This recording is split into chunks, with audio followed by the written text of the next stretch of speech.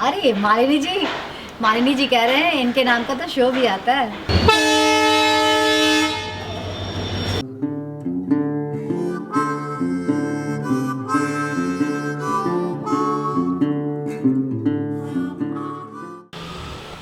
Hello, नमस्ते, सलाम, सत श्री अकाल, राम राम, और आप सभी को रतन राजपूत का प्रणाम। तो अब हमारा इस रिज़ॉर्ट को छोड़ने का टाइम आ गया है, दैट मीन्स चेकआउट टाइम।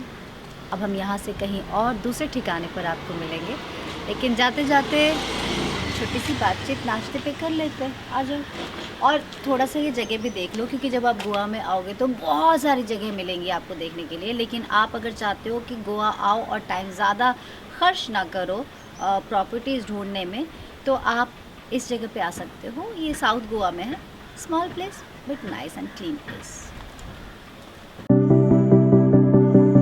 तो मैं गोवा आपको पूरी तरीके से घुमा तो नहीं सकती फिज़िकली जाकर, लेकिन मैं आपको दिखा सकती हूँ। यहाँ पे देख सकते हो कि सारे बीचेस हैं यहाँ पे घूमने को। मैंने यहाँ पे कवर किया है बेलुलुम बीच, कोलबा बीच, काबू दे रामा, ये भी कहते हैं हम, अंगोड़ा, आई डोंट नो। जिनको बीच बहुत पसंद है वो समझ जाएंगे, सारे बीच एक जैसे होते हैं, बहुत क्लीन है यहाँ का वाटर। तो अब देखो ब्रेकफास्ट पे जाना होगा फटाफट से, क्योंकि ब्रेकफास्ट टाइम ओवर होने वाला है और चेकआउट टाइम भी हो गया है। आज मौसम थोड़ा सा मुझ पर मेहरबान है और धूप जो कड़कती धूप थी वो थोड़ा कम है, बट स्टिल गोवा ने मुझे थका दिया है। I am feeling tired. और मैंने कहा ना, मैंने गोवा में दूसरी कसम खा ली है, मैं गोवा ऑफ सीज़न कभी नहीं आऊँगी, नेवर एवर।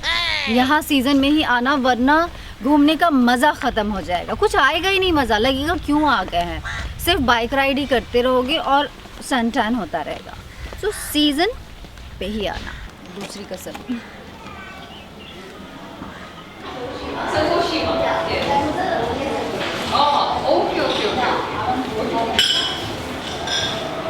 आई थिंक लाइट का इशू है ना।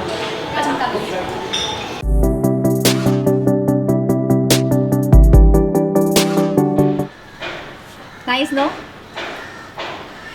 ये हमारी मालिनी जी हैं जो हमारे रिजॉर्ट का ख्याल रखती हैं। तो ये कैप मैंने लिया था, हैट, ये यहाँ पे सब लोग लेते हैं ना घूमने के लिए। तो मेरा अब इरादा बदल गया है धूप में घूमने का। निकालो, बिल्कुल निकालो। अरे मालिनी जी कह रहे हैं इनके नाम का तो शो भी आता है। ये आप पर ज़्यादा सूट कर रहा है, मुझ पे इतना सूट नहीं कर रहा। थैंक यू सो मच ये एक्सेप्ट करने के लिए। चलो, तो अब हमारा चेकआउट टाइम हो गया और मालिनी जी अब हमारे रूम के अंदर जाएंगे। क्या फोटो चाहिए? अरे आपको तो वीडियो है, आपको तो और आप भी आओगे, मैं भी आऊँगी। Thank you. आपको चाहिए? आपका फ़ोन है? Thank you. चलो, अब इनका टाइम हो गया है क्लीनिंग का, तो हम लोग निकलते हैं फटाफट से। Okay, bye Malini ji. I am so happy यार, दे आर सो स्वीट। अब धूप में मेरा सच में घूमने का कोई इरादा नहीं है, तो अब यहाँ से निकलते हैं और दूसरे डेस्टिनेशन की तरफ। Thank you for what? Cap use करना, मुझे खुशी होगी अगर आप पहनोगे तो, ठीक है? एंड इट्स टोटली न्यू, ठीक है? Thank you. अभी मैं वही ट्राई कर रही थी मिरर में कि क्या करो इसका फोटो। अच्छा दिखता है आपको? नहीं, अच्छा तो दिखेगा, पर आप के साथ अच्छा दिखेगा। नए ठिकाने की ओर बाय करूँगी। मुझे लगता ही नहीं है कि मैं कहीं होटल या रिजॉर्ट में रह रही हूँ। कहीं ना कहीं कुछ लोग ऐसे अपने मिल ही जाते हैं और बड़े हक से कहते हैं फ़ोन करते रहना। यार ये लोग तो डिनर का पैसे ही नहीं ले रहे यार। Thank you so much. I must tell you, यहाँ के स्टाफ बहुत अच्छे हैं। आई डोंट नो आप लोगों को पता है या नहीं, लेकिन जितने भी स्टाफ हैं they are very nice. Thank you, ma'am. Thank you so much. You like to speak to the owner, ma'am? Sorry, You like to speak to the owner?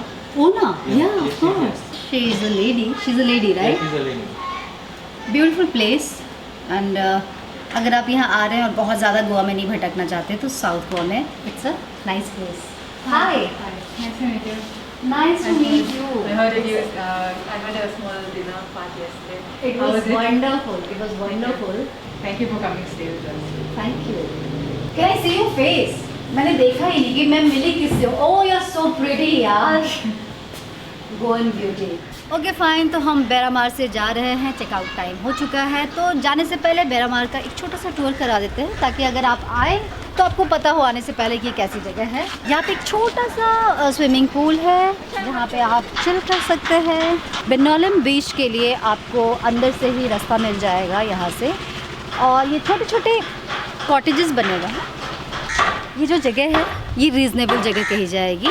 ये ऑफ सीज़न में आपको 3.5-4 इस रेंज में मिलेगा। 2 types के यहाँ पे cottages हैं और ब्रेकफास्ट इंक्लूडेड है। लेकिन मैं ऐसे जनरली बता रही हूँ कि ऑफ सीज़न आओगे तो थोड़ा नेगोशिएबल होता है। और इवनिंग अच्छी बीतती है यहाँ पे। अगर आप कहीं घूमने नहीं भी जा रहे हो तो यू कैन एंजॉय है। जैसे कि मैंने बताया, यहाँ 2 टाइप्स ऑफ कॉटेजेस हैं। वो छोटे हैं और ये थोड़े बड़े हैं। जो पीछे के साइड है वो बड़े हैं। ये थोड़ा एक्सपेंसिव है। एक्सपेंसिव इन द सेंस वही 4-4.5 ऐसे ही होगा।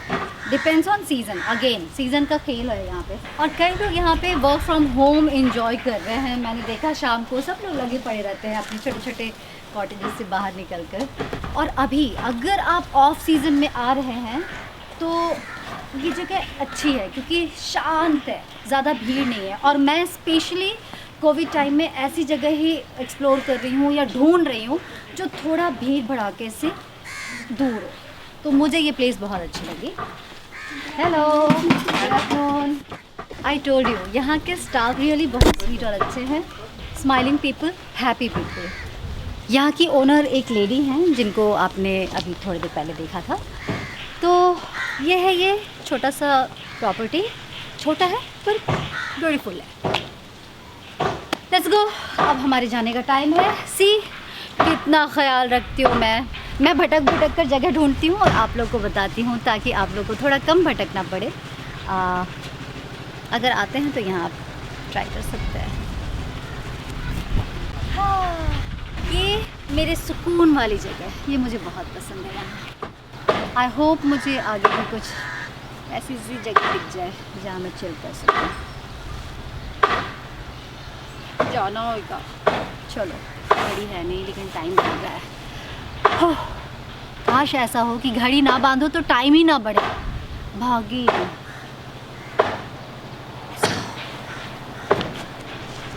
थोड़ा थोड़ा भागो भागो। तो अब हम निकल चुके हैं, थोड़े लेट हैं पर गोवा में कुछ भी लेट नहीं होता।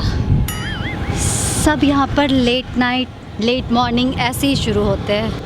ओह, हम जहाँ स्टे कर रहे हैं वहाँ से थोड़ी दूरी पर एक अच्छी जगह मुझे दिख रही है। इट्स अ नाइस प्रॉपर्टी यार, वी कैन चेक। अच्छा नहीं, अभी नहीं करेंगे चेक क्योंकि हम जहाँ जा रहे हैं वहाँ लेट हो जाएंगे। लेकिन आपको दिखा सकते हैं कि बहुत ही अच्छी प्रॉपर्टी है। यहाँ पर भी हम अगली बार घूम सकते हैं। क्या नाम है, क्या नाम है, क्या नाम है? ओके, नेक्स्ट टाइम के लिए कुछ रखते हैं। मेरा और गोवा का नाता कुछ ऐसा है ना, जब भी आती हूँ सीज़न का या मौसम का या मेरे मूड का तालमेल नहीं बनता। अगर आप लोग भी हमारी तरह व्लॉगर्स हैं तो गोवा में व्लॉगिंग थोड़ा इजी नहीं होगा, मुश्किल होगा। बिकॉज़ इस टाइम पे आप धूप भी मैनेज करोगे, चेहरे पे मास्क भी, हेलमेट भी, हाथ में गूगल मैप भी, और ये बाइक की राइड भी। तो जब आप रेंट आउट करेंगे स्कूटर तो आप स्कूटर तो देखेंगे पर इनका ऑफिस नहीं देखेंगे क्योंकि ये खोपचे में होता है। ये है स्कूटर ऑफिस। एक मिनट दिखाने दो ना। बाप रे, सब कुछ है। कितने सारे पैन कार्ड, डायरी, कीज, ये सारे स्कूटर्स के चाबी हैं। और ये क्यों रखा हुआ है? पानी के लिए। ऐसे तो कोई गोवा में कुछ नहीं रखता। एक बोतल नीचे पड़ा गिर के लगाता है। अच्छा, लगा देते हैं। Okay okay. बोतल सेल करते हैं। क्या? स्वच्छ भारत अभियान है इसे, कि नीचे गिरा होता है तो हम लोग बांध कर ऐसे लटका देते हैं। मैंने आज तक इतना पोर्टेबल और इतना छोटा सा कॉम्पैक्ट सा ऑफिस नहीं देखा था। आपने देखा था क्या?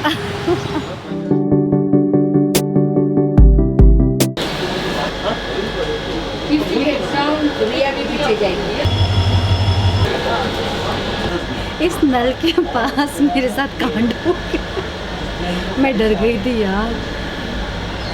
अच्छा, अगली बार आराम से पूरा ग्रेप्स दूँगी। अभी सिर्फ मैंने मेरे लिए वॉश किया है, बाद में तुम्हारे लिए कर दूँगी। तो मेरे बस के नहीं है ये ट्रेन से उतर के।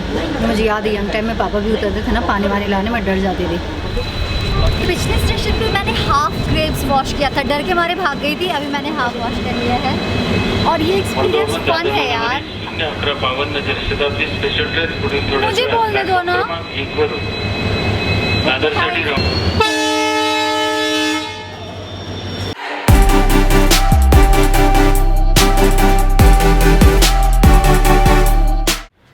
सरप्राइज! ये सरप्राइज से ज़्यादा शॉकिंग लग रहा होगा कि अब तक तो मैं गोवा में थी, अब मैं अचानक से मुंबई में क्या कर रही हूँ। ये कुछ हुआ ऐसा कि जैसे मैं अचानक से मुंबई से गोवा चली गई थी ना, मूड बना तो वैसे ही मूड बन गया। मूड नहीं बना, वहाँ का मौसम जो था ना वो गजब का बन गया था। इतनी गर्मी इतनी गर्मी इतनी गर्मी कि बिल्कुल बर्दाश्त नहीं हो रहा था। ये ऑफ सीज़न बिल्कुल ऑफ आइडिया था मेरा गोवा जाने का। कभी ऐसा नहीं करना चाहिए। गोवा हमेशा सीज़न में ही जाना, वरना मेरी तरह हालत हो जाएगी। और एक और कारण था वहाँ से लौटने का, पता है? मैं गोवा गई थी ऑफ सीज़न में ये सोचकर कि गोवा थोड़ा खाली होगा। मैं हॉलीडे वैसी जगह पे प्लान कर रही थी सारे जहाँ पे खाली हो, ज़्यादा लोग ना हो, अनटच्ड सा प्लेस एक्सप्लोर करूँ, क्योंकि फैमिली वहाँ थी इसलिए मुझे सरप्राइज़ देना था उनको। मैं चली गई।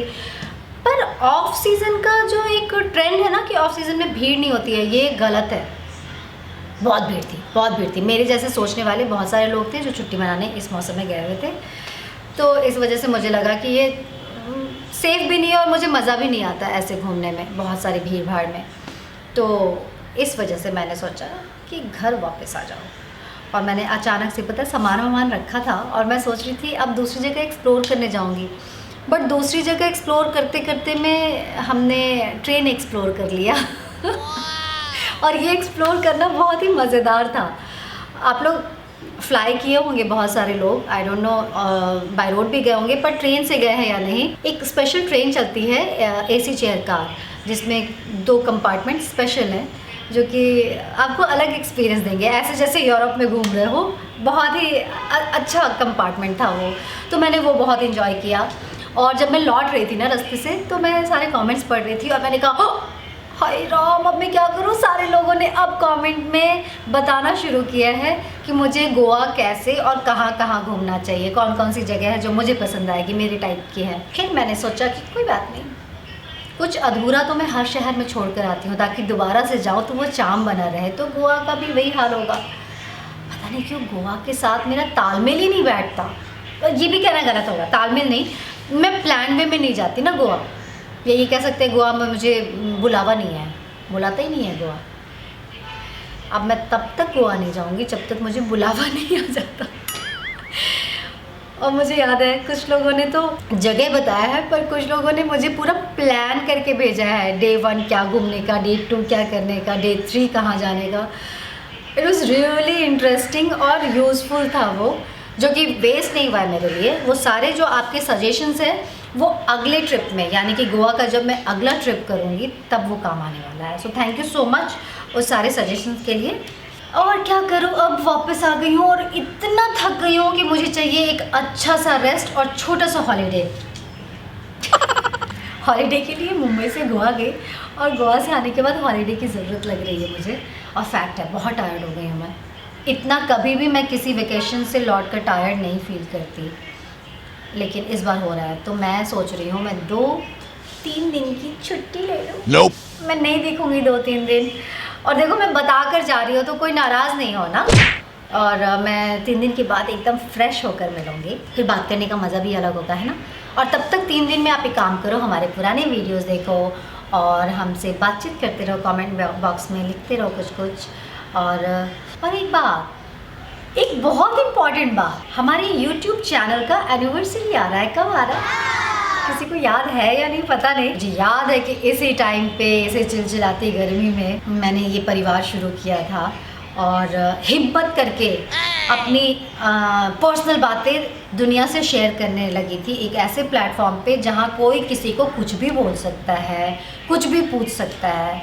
मेरे लिए चैलेंज था। मैं अपने करियर में 12 साल के टीवी करियर में जब से मैं काम कर रही हूँ, मैंने कभी सोशल मीडिया पे इतना नहीं एक्टिव रही हूँ जितना इन 1 साल में रही हूँ, और वो भी यूट्यूब पे।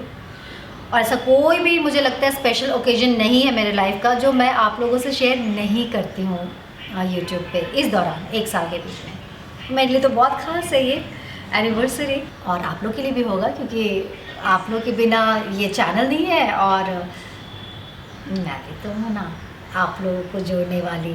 मतलब समहाउ एक दूसरे से सब लोग जुड़ गए हैं, तो कैसे सेलिब्रेट करें। देखो एक काम करते हैं, हर फेस्टिवल्स कुछ ना कुछ, बर्थडे, होली, दशहरा, दिवाली हम लोग सेलिब्रेट तो करते ही हैं अपने अपने अंदाज में, लेकिन यूट्यूब चैनल का जो एनिवर्सरी है, क्यों ना हम लोग अपना अपना प्लान बना के शेयर करें कि कैसे हमें सेलिब्रेट करना चाहिए। मुझे बताओ कि हम लोग का ये जो एनिवर्सरी है कैसे सेलिब्रेट करो, और ज़्यादा टाइम मत लेना क्योंकि एनिवर्सरी बहुत जल्दी ही आ रहा है, तो कल तक मुझे लिख कर बता दो या आज ही लिख देना, प्रिपरेशन में भी टाइम जाता है ना, तो मैं उसी हिसाब से सेलिब्रेट करूँगी। तो चलो जी, बस फ़िलहाल इतना है।